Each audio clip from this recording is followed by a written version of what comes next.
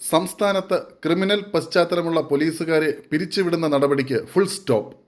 ഇതോടെ സേനയിലെ ക്രിമിനൽ വാസനയുള്ളവർക്ക് സ്വൈരവിഹാരം നടത്താനുള്ള ധൈര്യമായി. പോലീസിലെ ക്രിമിനൽ പശ്ചാത്തലമുള്ളവരെ പിരിച്ചുവിടാനാണ് നേരത്തെ സർക്കാർ തീരുമാനമെടുത്തത്. ഇത് സംബന്ധിച്ച് ചിലരുടെ പട്ടികകളും തയ്യാറാക്കിയിരുന്നു. ആദ്യഘട്ടത്തിൽ ചിലരെ പിരിച്ചുവിട്ടെങ്കിലും അത് പിന്നീട് നിലച്ചു. പോലീസ് അസോസിയേഷൻ്റെയും മറ്റു രാഷ്ട്രീയ സമ്മർദ്ദത്തിൻ്റെയും പേരിലാണ് ക്രിമിനൽ പശ്ചാത്തലമുള്ളവരുടെ പിരിച്ചുവിടൽ പദ്ധതിക്ക് അകാല ചരമം സംഭവിക്കാൻ കാരണമെന്ന് നിയമവിദഗ്ധർ പറയുന്നു.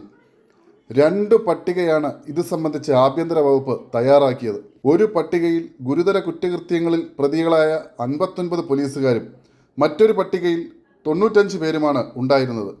കുട്ടികളെയും സ്ത്രീകളെയും ഉപദ്രവിക്കൽ, ലൈംഗിക പീഡനം, കസ്റ്റഡി മരണം, സ്ത്രീധന പീഡനം തുടങ്ങിയ ഗുരുതരമായ കേസുകളിലെ പ്രതികളും ഇക്കൂട്ടത്തിലുണ്ടെന്നാണ് വിവരം.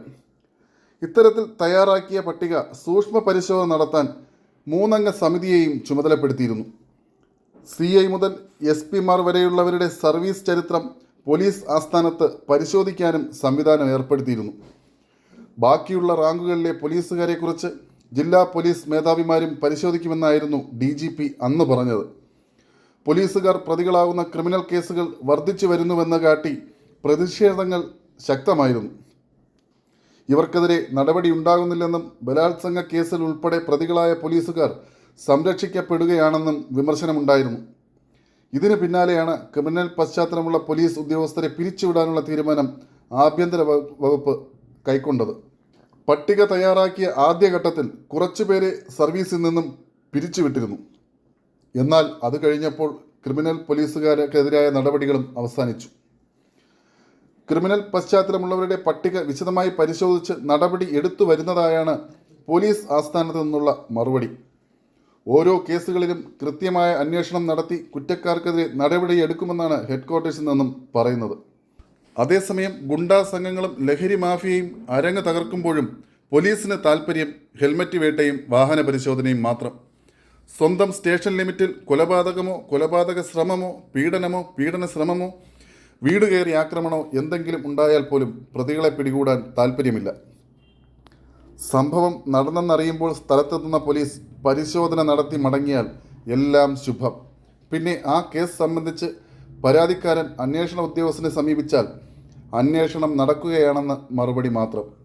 ഇരകൾ കേസന്വേഷണവുമായി ബന്ധപ്പെട്ട് സ്റ്റേഷനുകൾ കയറിയിറങ്ങി കാലിലെ ചെരുപ്പ് തേയുന്നത് മാത്രം മിച്ചം. ഈ സമയം കൊണ്ട് കേസിലെ പ്രതികൾ രാജ്യം വിട്ടിട്ടുണ്ടാകും.